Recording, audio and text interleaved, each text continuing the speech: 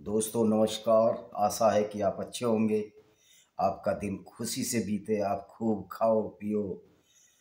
आपको नव वर्ष की बधाई देता हूं और आपकी सेहत, आपकी तंदुरुस्ती, आपके स्वास्थ्य, ये तीनों शब्दों के एक ही माने हैं।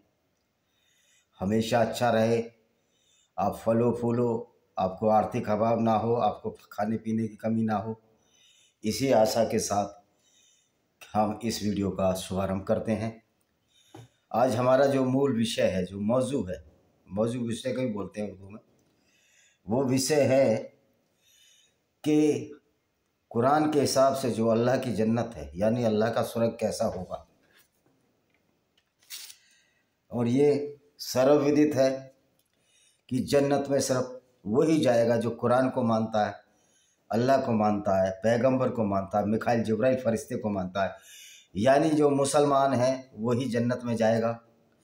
भले ही कुरान में कितनी ही गलत बातें लिखी हों, कुरान में कितना ही कत्ल करना लिखा हो गैर मुस्लिमों का, कुरान में कितनी ही गैर मुस्लिम स्त्रियों को लौंडी यौनदासी रखेल बनाकर उनका शारीरिक शोषण करना ही लिखा हो, तो भी मुसलमान जन्नत में जाएगा।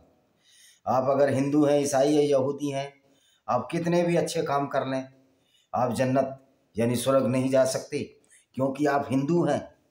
आप कुरान की उन झूठी बातों को नहीं मानते जो कुरान में लिखी हैं कि धरती स्थिर है, सूर्य उसके चारों तरफ चक्कर मारता है।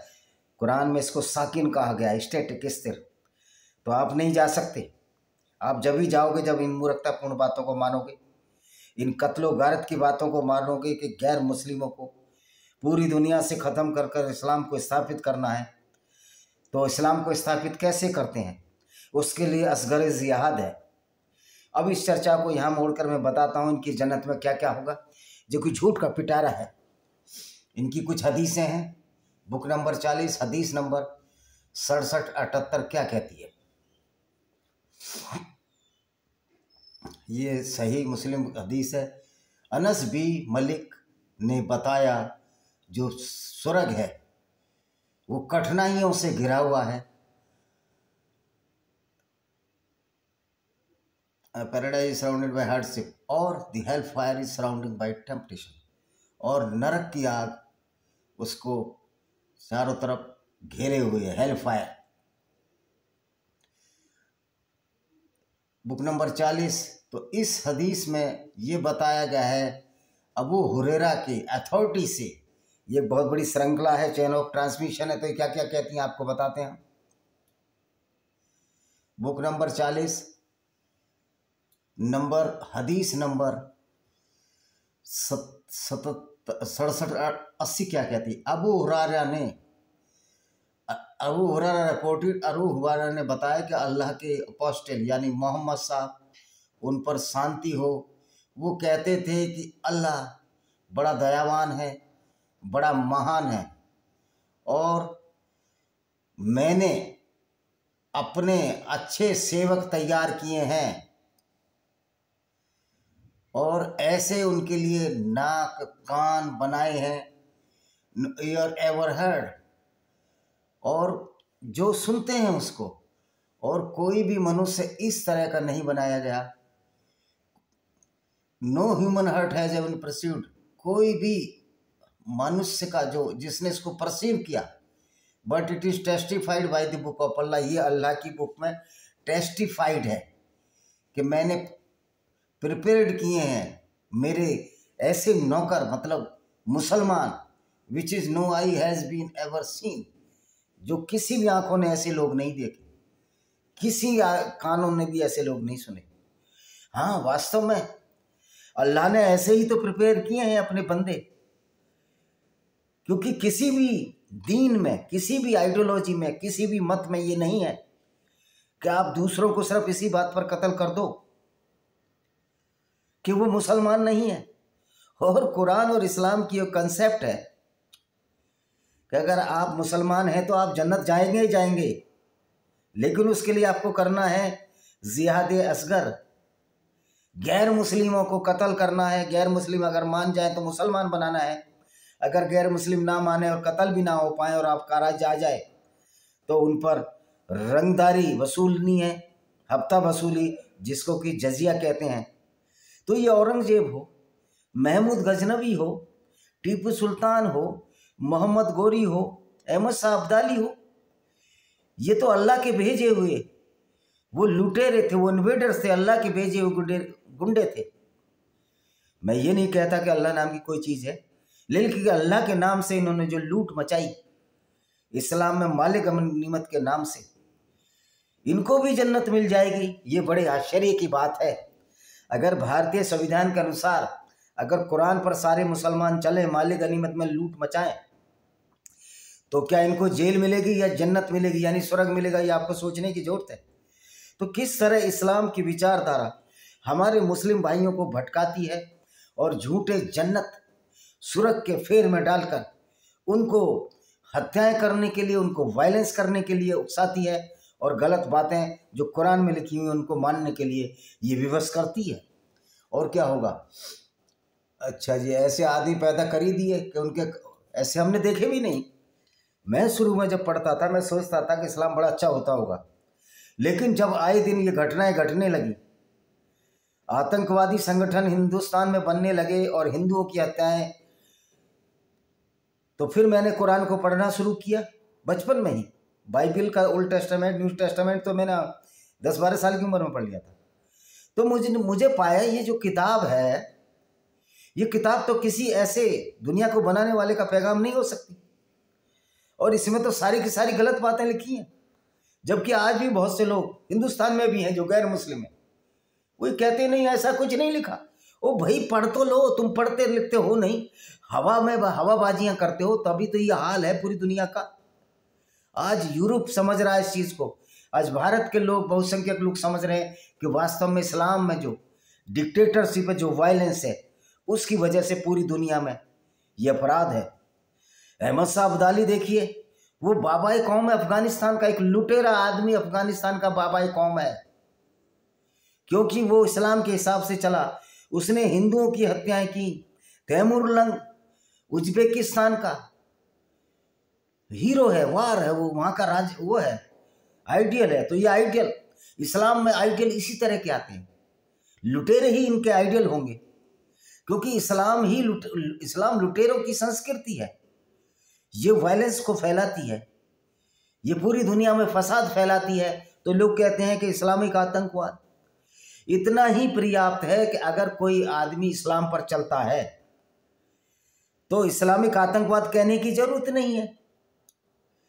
वही पूरा इस्लाम ही तो गैर मुस्लिमों के खिलाफ एक बहुत बड़ा आतंकवाद है, तो इसमें इस्लामिक आतंकवाद जोड़ने की जरूरत नहीं है।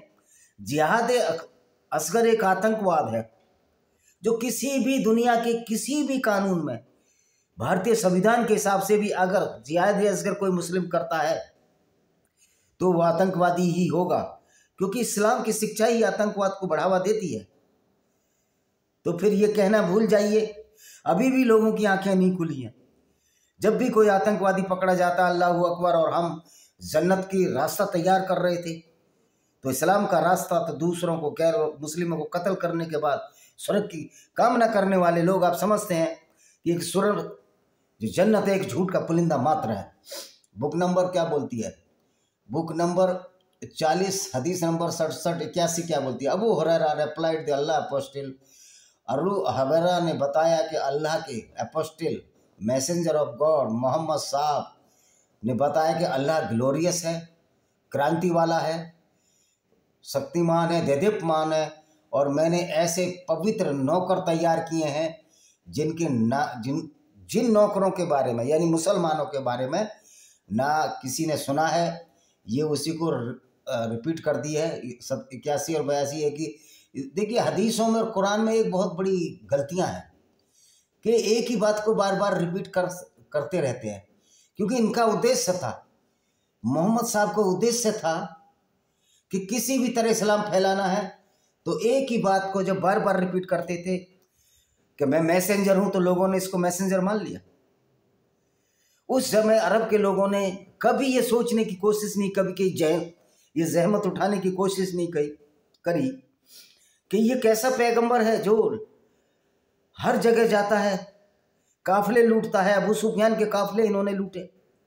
उसके बाद जो ट्रेंच वार हुई थी वो इसीलिए हुई थी कि अबू सुफियान के काफिले लूटने की कोशिश की मोहम्मद ने।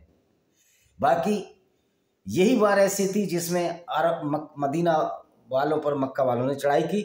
बाकी जितने भी जो गजवाई हुई, जो लड़ाई हुई, जो ये गजवाई हिंद की बात करते हैं, तो गजवा का मतलब है लूटपाट करना, गैर मुस्लिमों की औरतों को लूटपाट करना।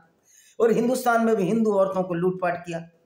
अहमद शाह अब्दाली ले गया हिंदू औरतों को, काबुल के बाजारों में बेचा। तो वो इसलिए बेचा को इस्लाम में है गैर मुस्लिमों को बेचना, गैर मुस्लिमों की औरतों के साथ जबरदस्ती करना, उनका मोलेस्टेशन करना इस्लाम में है, उसकी कोई सजा नहीं है। तो क्या ये गजवाए जो है, जो मोहम्मद के क्रियाकलाप हैं, आज के युग में अगर ये मुसलमान करेंगे तो जेल में जाएंगे। इनके अंदर वो इच्छा हो सकती है, जो इस्लाम को मानता है हो सकता है उस कार्य को करना चाहे। लेकिन मैं उन मुसलमानों को फिर धन्यवाद देना चाहता हूं जो हिंदू मुस्लिम भाईचारे की बात करते हैं या हिंदू और गैर मुस्लिम भाईचारे की बात करते हैं। निश्चित तौर पर उन्होंने कुरान को ठुकरा दिया है।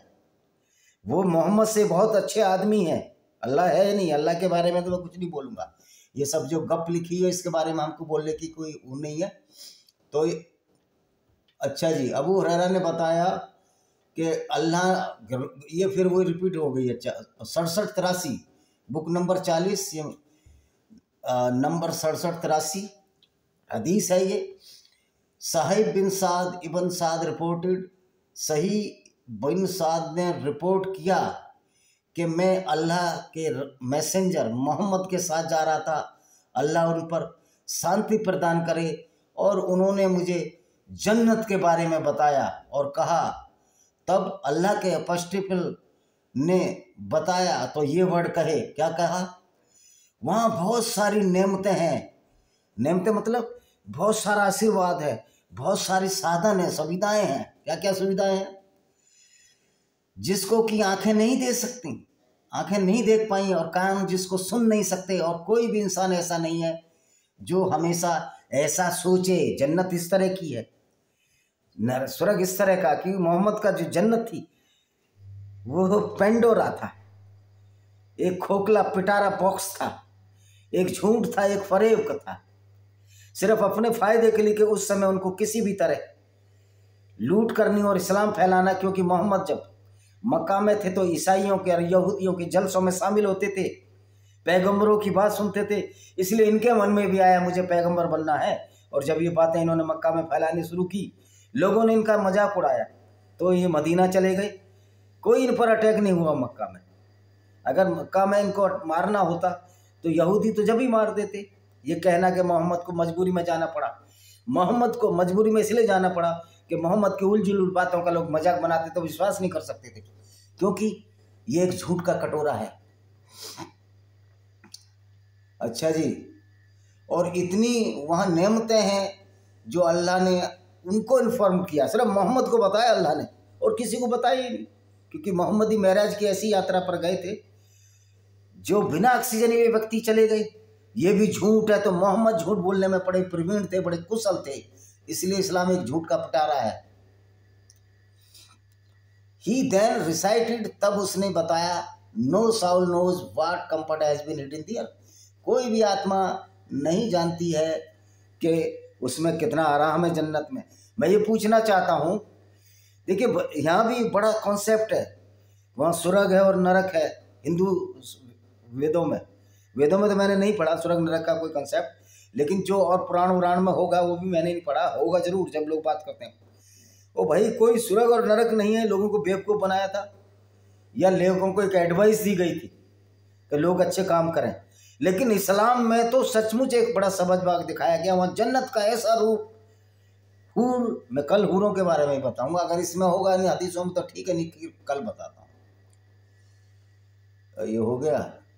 हाँ जी, साहब बिन साइद रिपोर्ट, हाँ ये तो हो गया भाई। अब अगली आयत पढ़ लेते हैं, चैप्टर 2 की आयत number, book number 67-84। Abu Huraira ने बताया कि अल्लाह के मैसेंजर कहते थे कि एक स्वर्ग है, वहाँ पर एक ऐसा पेड़ है, उसकी इतनी छाया है कि एक घुड़सवार 100 साल तक उसमें चल सकता है।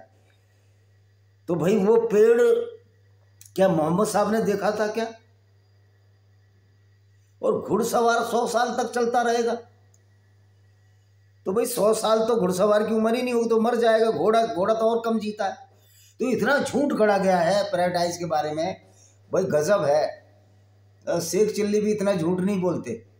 चंदा मामा की जो कहानियाँ सुनाई हैं 67-85 क्या कहती है, इस हदीस में ये बताया गया है कि अबू हुरैरा ने, ये श्रृंखला है, चैन ऑफ ट्रांसमिशन है जो मोहम्मद के बारे में बताती है। तो हदीस नंबर 67-86 क्या कहती है, सभी साहब ने बताया कि अल्लाह के मैसेंजर ने ये कहते थे कि एक जन्नत है, वहाँ पर एक ऐसा पेड़ है जिसमें एक घुड़सवार 100 ईयर्स 100 साल चल सकता है, और फिर भी उसका डिस्टेंस कवर नहीं होगा छाए में, विदाउट कवरिंग द डिस्टेंस, पूरी डिस्टेंस नहीं होगी। मतलब पेड़ इतना बड़ा है। एक्चुअल में अरब में तो इतने बड़े पेड़ नहीं है, तो ये परिकल्पनाएं करते थे मोहम्मद साहब। कहते हैं ना, दिल बहलाने के लिए गालिब ख्याल बहुत अच्छा है। मेरा उन सभी मुसलमान भाइयों को जो इस्लाम की जन्नत में विश्वास रखते हैं, मैं यही कहूँगा कि दिल बहलाने के लिए गालिब ये ख्याल अच्छा है। और हिंदुओं, स्वर्ग वर्ग कुछ नहीं होता, इंसान ख़त्म, बात ख़त्म। तो हमको सब चीज़ों को बोलना है। तो इस हदीस में अबू साद खुदरी ने, अच्छा जी ये हो गया, हाँ जी, इस हदीस में ये भी बताया गया है कि अबू साद खुदरी के हवाले से बताया गया है कि अल्लाह के मैसेंजर, ये इंग्लिश में हिंदी में बता रहा हूँ, अल्लाह के मैसेंजर ने अबू साद खुदरी को बताया कि उन्होंने एक ऐसी जन्नत है, वहाँ इतना बड़ा पेड़ है जिस पर एक घुड़सवार तेज चलने वाले घोड़े पर, स्विफ्ट फुटेड हॉर्स पर ट्रेवल करेगा तो उसको 100 ईयर्स लग जाएंगे और तब भी उसकी दूरी कंप्लीट नहीं होगी। इतना बड़ा पेड़ जन्नत में है। भैया कौन सी आकाशगंगा ढूंढ ली मोहम्मद साहब ने? अरे भाई बिना सैटेलाइट वो चलेंगे। बुर्राक नाम का जानवर अब क्यों नहीं है? अगर अल्लाह में इतनी ताकत है तो बुर्राक नाम का जानवर अब क्यों नहीं भेजता? क्योंकि मोहम्मद ने वो क्लोज कर दिया चैप्टर कि अब कोई पैगंबर नहीं होगा। यानी मोहम्मद ने झूठ छिपाने के लिए अपने आप को आखिरी पैगंबर और ये जन्नत का झूठ कर दिया। 67-87 क्या कहता है, अबू साद खुदरी ने बताया कि अल्लाह के, ये तो हो गया, ये रिपीट करते रहते हैं। हाँ, अल्लाह के अबू साद अल खुदरी ने बताया कि अल्लाह के मैसेंजर यानी कि पैगंबर साहब कहते थे कि अल्लाह कह सकेगा पैराडाइज का, ओ पैराडाइज में रहने वालों, वो कहेंगे कि हम तेरी सर्विस में खुश हैं क्योंकि अल्लाह की सेवा की। हमने अल्लाह का नाम लेकर जो कत्ल गारत किया गैर मुस्लिमों का, उससे हमको जन्नत मिली, हमको स्वर्ग मिले। यानी कि जन्नत का रास्ता वायलेंस और कत्ल से जाता है। गैर मुस्लिमों को परेशान करने से जन्नत का रास्ता जाता है। जब तक आप जिहाद असगर नहीं करोगे, यानी कि इस्लामिक डिक्टेटरशिप, गैर मुस्लिमों के खिलाफ उनको मुसलमान नहीं बनाओगे, तो जन्नत नहीं मिलेगी। तो जन्नत का रास्ता हिंसा, वायलेंस और झूठ का रास्ता है। अच्छा ये एट द सर्विस बोला, the good of thy hand, उसके हाथ अच्छे हैं अल्लाह के। उन्होंने, वो कहेंगे, क्या कहेंगे, आप क्या खुश हो? अब खुश हो? अल्लाह पूछेगा। ये कहेंगे हम क्यों खुश नहीं होंगे? हे मेरे अल्लाह, तुमने हमको जो दिया है, इतना सारा दिया, इतने सारे क्रिएचर दिए हैं। वो कहेगा हाउ एवर से मे आई नॉट गिव समथिंग, क्या मैंने तुमको कोई चीज़ नहीं दी? जितना कि तुम चाहते थे उससे भी अच्छा दिया है। और वो कहेंगे ओ लॉर्ड, ओ हमारे खुदा, हम इससे ज़्यादा क्या एक्सेप्ट कर सकते हैं जो तुमने दिया। और वो कहेंगे क्योंकि मैं तुम्हारे प्लेजर के लिए, तुम्हारी खुशी के लिए मैं आपको इतना कुछ दे रहा हूँ, बस आप अल्लाह को नाराज़ ना करो, मुझको नाराज़ ना करो।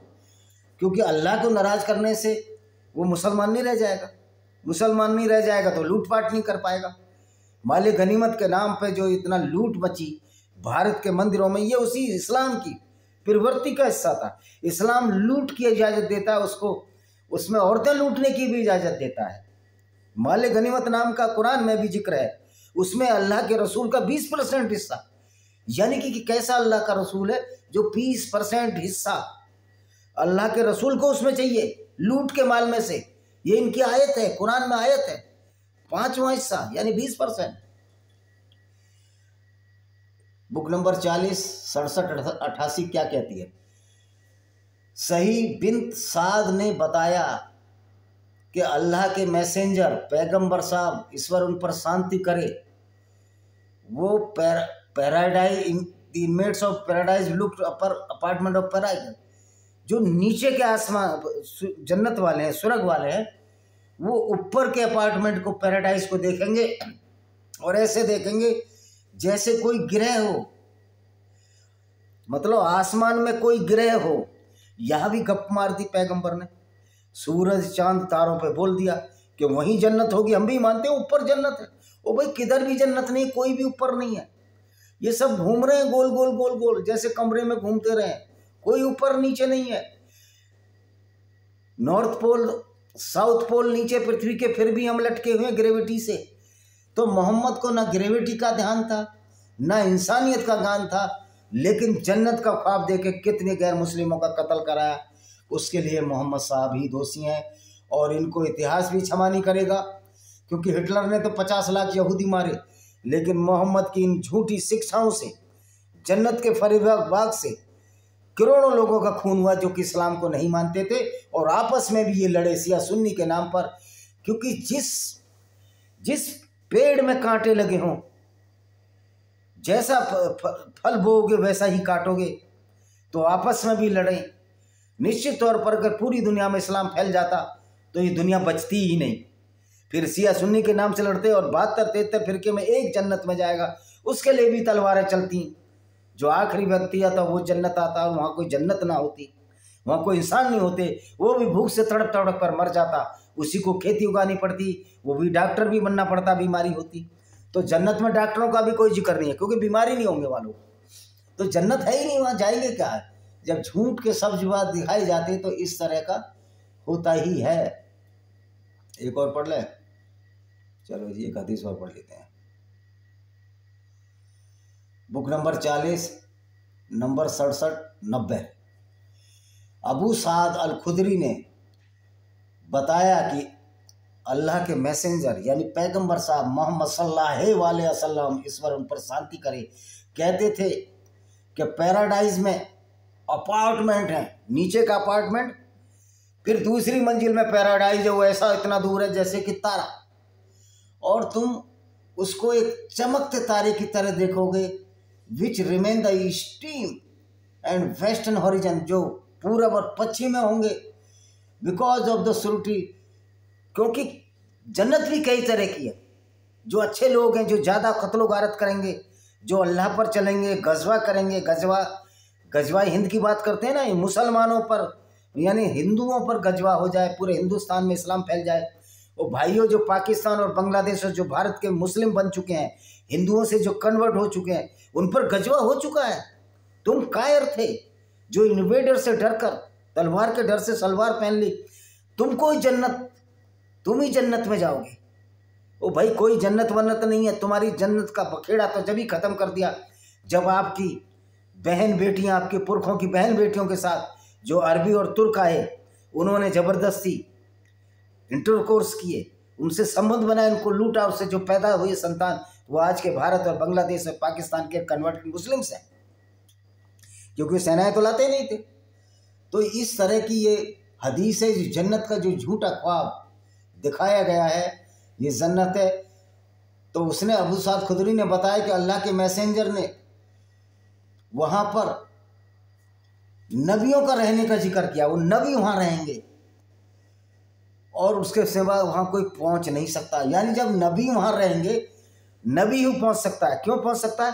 कि मोहम्मद ने जो झूठ गढ़ा था कि मैं महराज की यात्रा पर गया, मैं स्वर्ग देखा, मैंने जन्नत देखी, मैंने नरक देखा, नरक में सारी औरतें हुई, इसलिए मोहम्मद ने झूठ गढ़ दिया उस समय कि सिर्फ नबी देख सकता। कि लोग प्रश्न करते थे कि हमें भी जन्नत दिखाओ, तो उन्होंने बोला नहीं, नबी देखेगा। यानी कि एक सेल्फ स्टाइल नबी, एक झूठा नबी जिसने पूरी दुनिया में वायलेंस फैलाया। तो मेरे मुसलमान भाइयों, क्या इस तरह के नबी को आप पसंद करोगे? आप पूरी तरह से इतिहास नहीं पढ़ते हो, न किताबें पढ़ते हो, कुरान के बारे में आपको नॉलेज नहीं। उन्होंने कहा, अल्लाह के मैसेंजर ने कहा कि वहाँ कोई नहीं पहुँच सकता सिवाय नबियों के, पैगंबर के। उसने कहा हाँ, they will by him a whose hand in my life, those who believe in Allah and acknowledge truth will reach them। कह रहा हाँ, नबी ने तो अभी देख लिया जीते जी, लेकिन मरने के बाद वो लोग जाएंगे जो अल्लाह में विश्वास करते होंगे, कुरान में विश्वास करते होंगे, मोहम्मद में विश्वास करते होंगे। तो जन्नत जाने का तरीका क्या है इस्लाम में? गैर मुस्लिमों को इस्लाम में लाओ, नहीं तो उनको कत्ल कर दो, क्योंकि उनके जीने का हक नहीं है। गैर मुस्लिमों को जीने का हक नहीं है इस्लाम के अनुसार। तो इस्लाम से बड़ा सांप्रदायिक किताब कौन सी है? कुरान से बड़ी हेट स्पीच किताब कौन सी है? तो आशा है ये वीडियो पसंद आएगा। मेरी एक किताब है लेमेंट of Sinjar bye Vijay Kumar पाल, उसमें हम कुरान की उन आयतों का हवाला दिया है जिससे अबू बकर बगदादी ने यजीदी औरतों के साथ उन कुरान की आयतों को पढ़ पढ़ कर बलात्कार किया, उनको लूटा माले गनीमत में। इसी तरह ब्लेंडर ऑफ ब्लेस्फेमी है, जो पाकिस्तान में हिंदू और ईसाइयों के साथ जो अत्याचार हो रहे हैं, इसी कुरान की देन है। जो भारत में गैर मुस्लिमों के साथ अत्याचार मुसलमान करते हैं, वो इसी कुरान की देन है।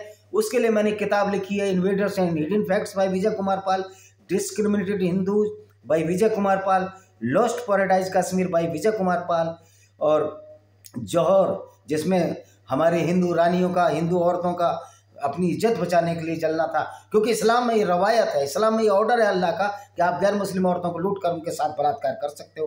तो ये जौहर है। तो मैंने इस तरह 6 किताबें बताई, 4 और है। उन किताबों को जब रेफरेंस आएंगे उन किताबों के बताऊंगा। आशा है कि वीडियो पसंद आएगा।